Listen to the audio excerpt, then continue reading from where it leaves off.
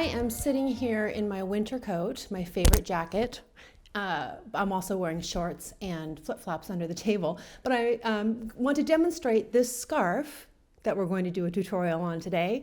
This is called Mum's Neck Cozy, and it's by Stephanie Boozer, and it's brought to us by Kramer Yarns using their Perfection Chunky, their Perfection yarn that I've used a lot before. And I love it because it comes in over 70 colors, and it's machine washable, and it's a merino blend, so it knits up like merino. Ooh, I'm starting to sweat. I need to get out of this jacket. Anyway, I live in Texas now, and I'm wearing flip-flops now, but I'm from Alaska, and I always say that to be warm, you need something on your head, of course, to hold the heat in, but a little something around your neck, something that fits tight around your neck. Not a big Lenny Kravitz style scarf. A little something around your neck is what's really going to keep you warm. If you fill up that space in your jacket or your coat, that's what will keep you warm. I'm really starting to sweat now. So I'm going to take off my microphone in the jacket so we can get a good look at this scarf. Sorry, you have to be patient with me here. This is a little short keyhole scarf, meaning there is a hole in it where one side pulls through the other. We have some broken rib and some regular rib. The ribbing is real squishy and thick, and it fits up tight around your neck, just like I'm saying. This is a pretty easy scarf. If you would like to get your scarf to follow along, you can click the little eye in the upper right-hand corner to go to my website where I will have all the links, or you can check the video description field below for the links. And now my dog's pulling on the jacket. To get your copy of the pattern and your Perfection Chunky. This uses just one skein of the yarn. And like I said, there are over 70 colors, including, hello, including these rag colors that are 2 plies of cream twisted with a colored ply. The other Perfection yarns don't have these rag colors. These are unique to the chunky yarn. Boy, this is getting challenging. Okay, this is not a difficult pattern. If you are an experienced knitter, you're going to enjoy how kind of mindless and easy this is to knit. But if you're a new knitter, I'm really going to break this tutorial down to make it so if you can work a knit stitch and a purl stitch, I'm going to demonstrate everything else you need to be able to knit this pattern. This dog really wants the jacket. You know, it's funny because in Texas, I don't generally pull the jacket out for very many times. And so he's thinking that this wool coat is an exciting thing. What else do I need to say?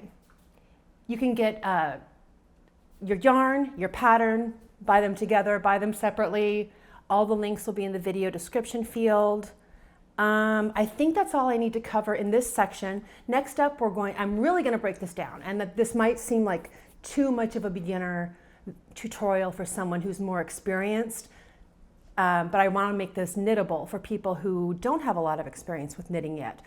So next up, we're going to start with the cast on and the broken rib stitch. And then in the third part of the video, I will cover working the keyhole, the part that the hole in the scarf where the other end fits through, and finishing the rest of the scarf coming up.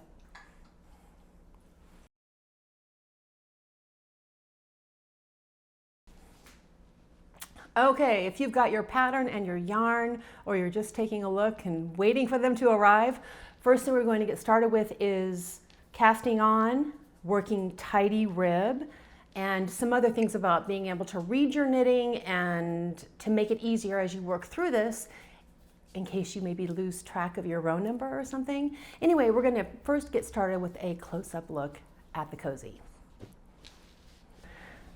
Okay, let's start out by taking a look at how this scarf comes together. We start with cast on and broken rib for a while. Then the part that fits behind the neck is just regular 2x2 rib. Very smushy and cozy. Then we have the keyhole opening, and we finish with more broken rib. And then of course, this end of the scarf fits through this one, and that's how it stays up nice and snug around your neck to keep you very warm. Okay, so we're going to start with the cast on, and I promise to make this as beginner friendly as possible, because if you can knit and you can purl, I'm going to take you the rest of the way. We'll start with this color. And anytime you're casting on stitches, and I'm going to recommend the long tail cast on for this, you have to leave a tail and make a slip knot, but you're never sure if you've quite left enough tail, right? So start with 6 inches, and then each wrap around the needle is enough for 1 stitch. So if you wrap as many stitches as you have and then make your slip knot there, that's enough for your long tail. And I'm using circular needles, but you can use straight needles if you like on this project.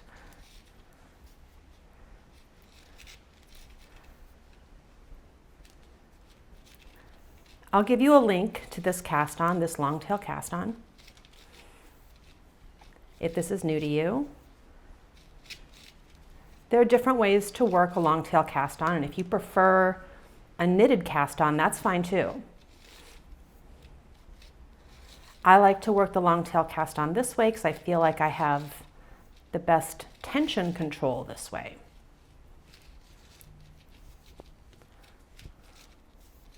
And I'm talking and not counting.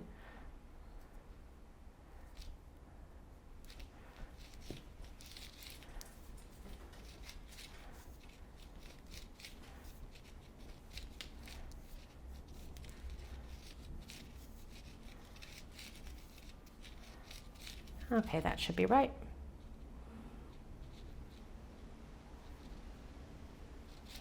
Okay. I'm going to trim my tail because I demonstrated how to do the trick of getting the right amount of tail, but then I didn't actually count because I was talking. As a knitting teacher, that's maybe my worst thing, is I can't count and talk at the same time. Okay, we're going to start with a 4-row broken rib pattern. Let's take a look at it.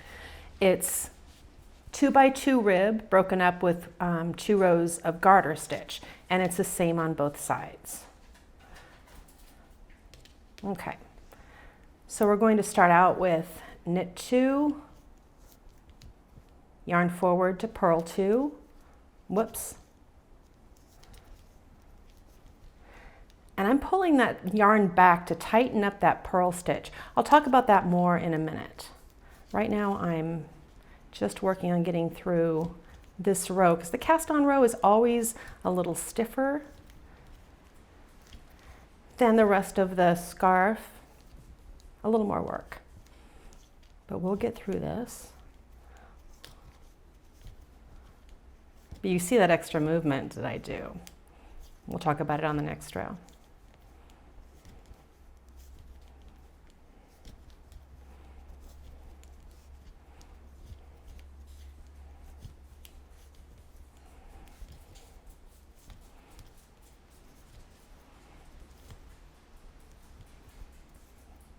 Whoops. You hear little dog's feet clicking? It's windy outside and the squirrels are going crazy outside and my dogs are clicking around. Okay, this is row 2. I'm going to talk about getting really tidy rib. Because you see here, there's no gaps between my knits and my purl stitches. Everything is good tension and tidy. We're going to talk very specifically about that here. On row 2, you're going to start with purl 2.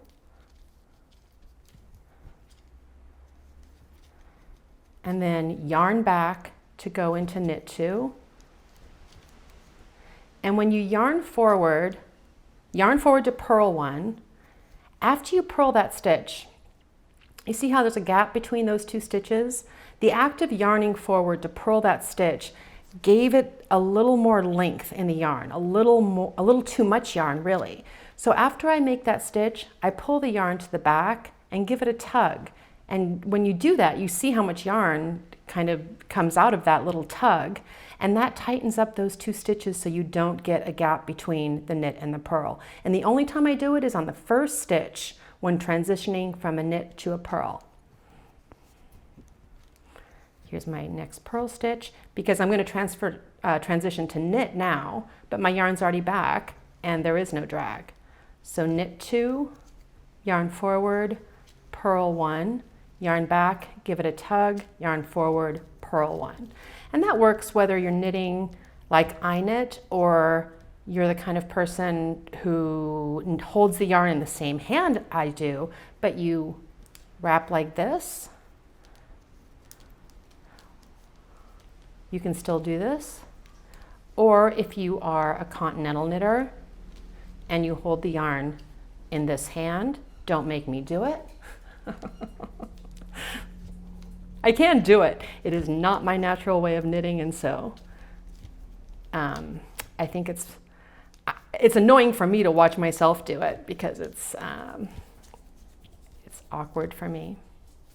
But I have practiced it. Okay, that was 2 rows, and now after finishing 2 rows of rib, I'm going to knit across all the stitches, turn the work, and knit across all the stitches, and that's what's going to give me the beautiful broken rib, the lines here. So we'll talk about a couple of other things while we're here. I keep seeing little specks on the beautiful pink yarn. A couple more things while we're here is the way you can tell if you're on a right side row or a wrong side row is right side rows always start with knit 2. Okay, and how do we tell that?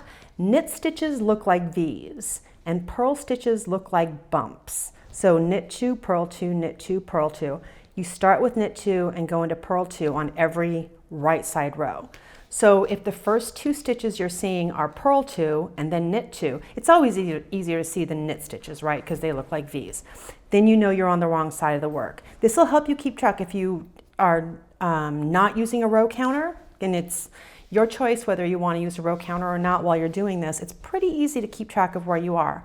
And then you're going to follow the pattern to work the number of repeats of the 4 rows. The 4 rows are, 2 rows of ribbing and then 2 rows of just plain knitting.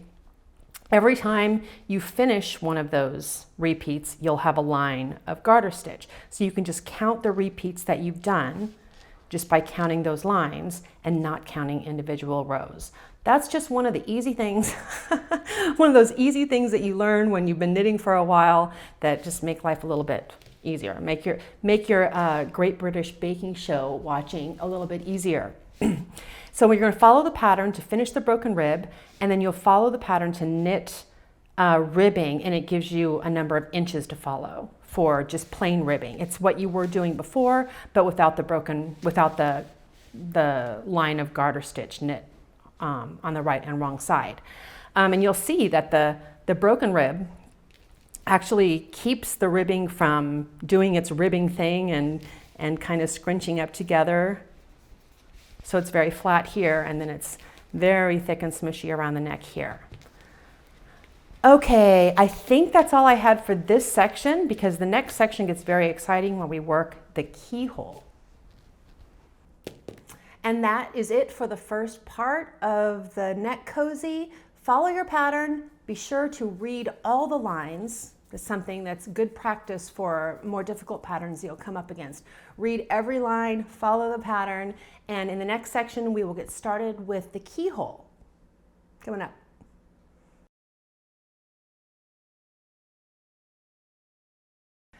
Okay, what a mess I have in front of me. We're at the exciting part where we're going to work the keyhole. This might be something different that you haven't done in knitting before. It's really not difficult to work. I'm going to walk through every single part of it with you. Let's go ahead and take a look. Okay, now you've finished the broken rib on the first half and the center, and we're ready to get into how to make the keyhole. And the way this is going to work is we're going to knit one side by itself, knit the other side by itself, and then knit the rest of the scarf with the 2 halves together. But because there's a break here, we have to knit these 2 separately. And it's very cool how it works. And it looks a lot harder than it really is, I promise. So I'm going to use this sample here. I've finished my first half, I've finished the rib, and now I'm ready to get started on the keyhole part. And this is all very clear in the pattern.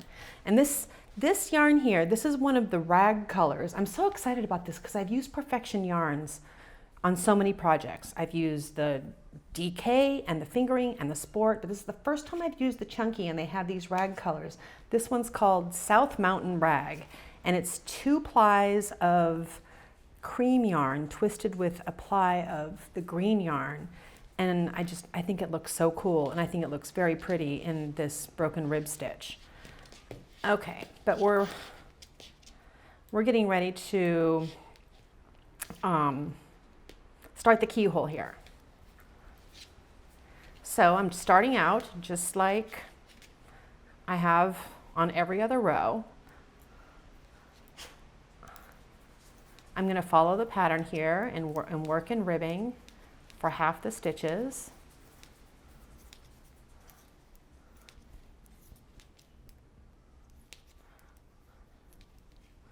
And I need more yarn.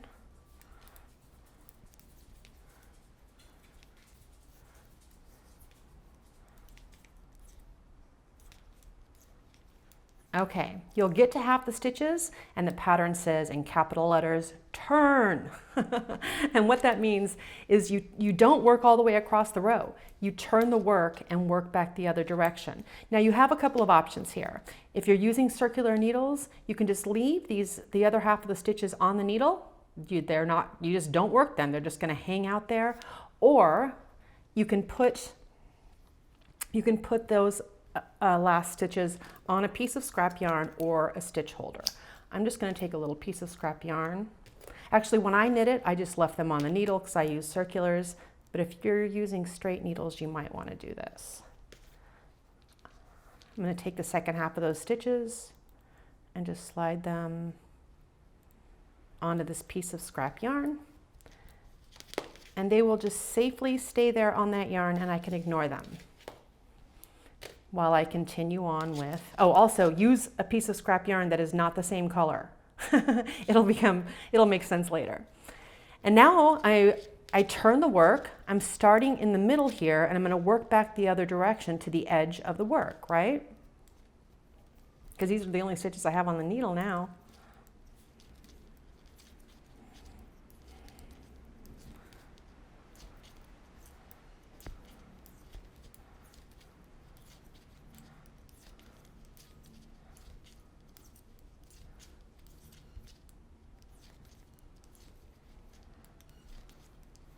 Okay, I work 2 rows of rib. Because this is a broken rib, I will knit across the stitches on both sides. I'll go ahead and do that because it's not very many stitches.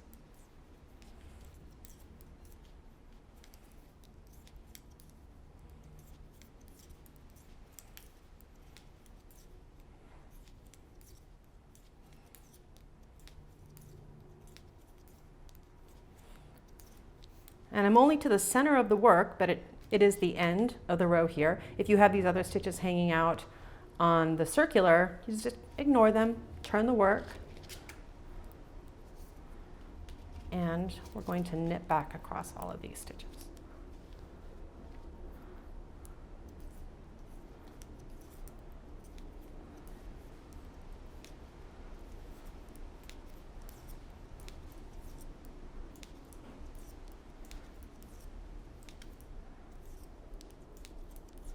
Okay. Now we're going to go ahead and pretend that I have followed the directions and finished this whole side, but I'm not going to make you watch me do that for all those repeats. When you have finished this whole side, and you'll see what that looks like here, you can cut this yarn. Whoops, nope. Yes. Let me get to my directions because there's one place where you actually have one more row that will get you to the center. It's all in the pattern. I want to make sure to get this right. Because if you're a new knitter, I don't want to confuse you. I want to make it easier. But I am asking you to use your imagination a little bit here with pretending that this little piece I did is longer. Okay, you're at the center of the work. You can cut the yarn. Leave yourself a tail to weave in, and you can put these on the piece of scrap yarn, another piece of scrap yarn, what I'm going to do is just leave them there this time and pick these stitches up by following along with the scrap yarn I put in there. You see why it's important to have it a different color.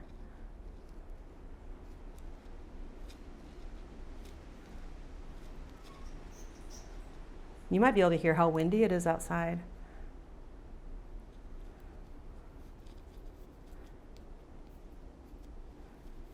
Okay, once you have all those safely on the needle, you can just pull the scrap yarn out, and we have to knit this side to match the other side. And I'm going to reattach yarn. And if you're a newer knitter, this is probably something new for you, but you might be impressed at how easy it is to reattach yarn. The first stitch I have here is a purl, so I'm going to put my needle in as if to purl. I'm going to grab the yarn and leave myself about a 6-inch tail and just loop it around that needle and then pull that stitch through. And the yarn is attached now. You've attached new yarn, and you just continue knitting across the row. And it's in rib, of course.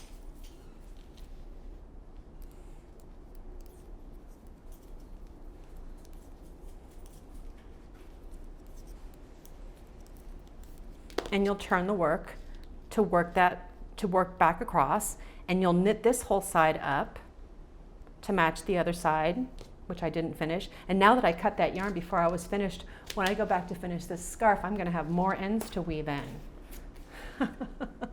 I'll just have to live with it. Okay, and now we're here. Well, you can't see yet. Where I finished the first half and it's on scrap yarn. I finished the second half and it's still on the needle, and I'm ready to start knitting across the row again, kind of combining all these stitches once more. So the first thing I need to do is to get these other stitches on the needle, right? So just like I did before, just slide my needle in along the scrap yarn.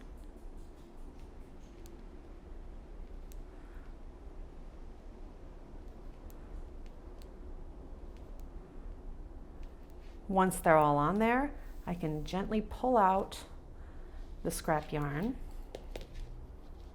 And you'll see that your working yarn, oh, there's so much flopping around here going on right now. Your working yarn is connected to the edge and you are ready to go. You don't have to cut any yarn this time, you are ready to go. And this is what it's going to look like.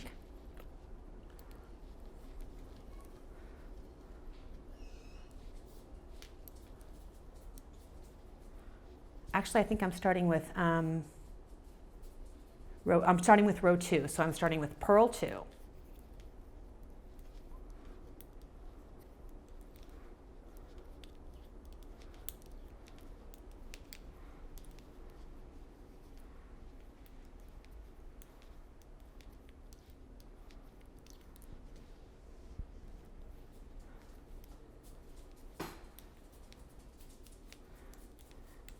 Okay, now I just finished the first half.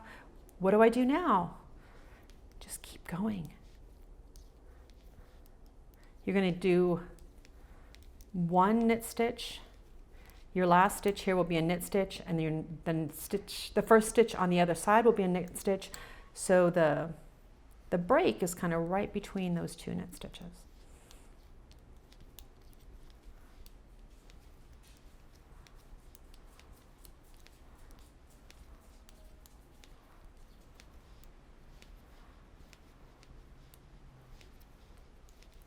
And look at that, it's all connected into one. Now you just finished, whoops, and I just lost a stitch there. I got too excited. Easy to fix. Okay, I won't do that again. Now everything's all on one needle. You can finish the last few inches of the broken rib, and then you're going to bind off. A couple things I want to say is that you've left yourself a tail long enough to weave in, of course, But that stitch, the yarn that we cut, that stitch can get loose. Just give it a tug, or you can weave it in as, right now if you want, so that it doesn't keep coming loose. But it's okay, it's not going anywhere. You've left a tail. You might have the same thing down here where we cut the yarn, but you'll weave in that in soon also. You made it this far without anything unraveling. So you'll finish knitting this, and then you'll, well, let me explain one more other thing. We started on row 2 here, we finished row 2, so after that first row where we connect everything back together, we're on row 3 and then row 4. So you'll have 2 plain knit rounds with no ribbing. So follow the pattern carefully, because there are times where it has you doing something a little bit different, working 1 extra half row or something around the keyhole, but it's all very, very clear in the pattern. You just have to make sure you're reading every line and not skipping over it. So you'll finish the broken rib and you're going to bind off. And when you're working in ribbing like this, you can bind off loosely, meaning that when you are, I'm going to go ahead and do some bind off stitches here. When you're binding off, you just don't pull things hard, right? You just keep it very loose, keep your stitches very loose. And that works for a lot of people. I am not that great at binding off loosely and keeping it consistent, but I just grab a bigger needle when I'm binding off something like this. And this happens to be a size 13. And it's just a needle to hold in this hand while I'm binding off. And the pattern has us binding off and ribbing, which I want to demonstrate. So I just bound off 2 stitches knitwise. All I'm going to do is to knit the knits and purl the purls as I bind off. So I'm going to yarn forward to purl 1, bind it off, purl a second one, bind it off. Back to knit stitches.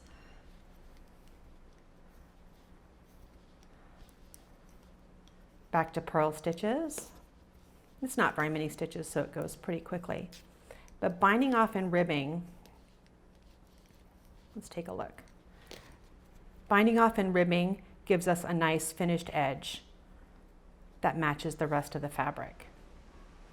And that is it. Not really very hard to work, even if you're a beginner who can only work knits and purls. I hope I broke it down enough for you.